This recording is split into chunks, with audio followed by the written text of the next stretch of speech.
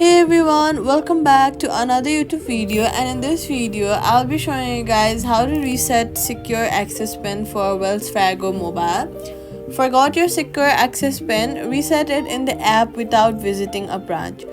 First of all, sign into Wells Fargo and then go ahead and go to navigate to security settings.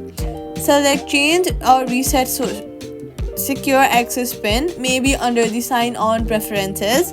Then verify your identity using this SMS or security questions.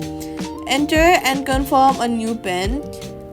If you still have not, then go ahead, first of all check your SMS. If it's not there, then go ahead and click resend code. After that, enter the pin and confirm a new pin.